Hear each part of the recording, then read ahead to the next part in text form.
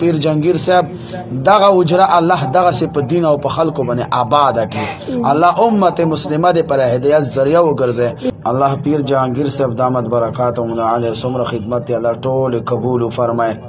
الله د په زبان کې الله شفا واشه.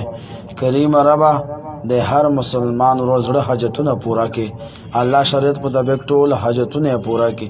الله مم ظالمان کې مم مظلومان کې شریعت مطابق حاجتونه ټول پورا کړي. الله دلته څومره مریضان ردرمي پیر سے پلاس بنے اللہ شفا ورته نصیب فرمائے. اللہ صحت ورته نصیب فرمائے. اللہ ہر سو ورکول والخطزات او پیر صاحب خدا قرآن آیتونه قرآن تلاوتونه اللہ هغه کی برکت واچي. کریم رب دلته څومره خلق ناس دي کرو کې خويند مایند دي. الله دې سرو دل پټو عزت حفاظت نصیب فرمائے.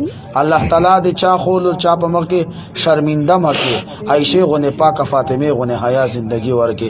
د څومره کسان ماته محمد ناس دي کرو کے سکی سب مشکلات ټول مشکلات ختم کے.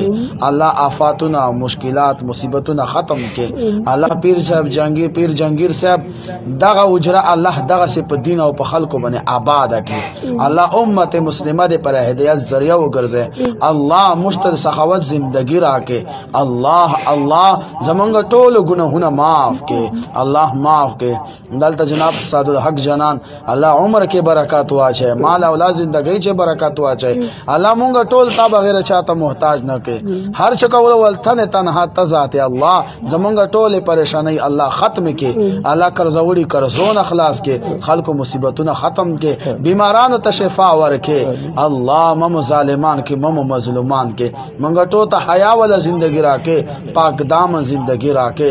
پیر صاحب صاحب مونږ ټول باندې قائم دائم کې.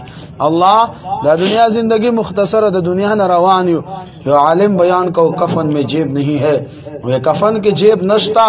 اللہ چکل دنیا نہ درم اسلام مکر نہ پاتے قرآن مکر نہ پاتے ایمان مکر نہ پاتے. اللہ ذل قدر سخوالر تا آسان کا آخر وقت کے زمان زڑپ زبان دا عظیم کلمہ جری فرمائے چھ لا الہ الا اللہ محمد الرسول اللہ صلی اللہ تعالی خیر.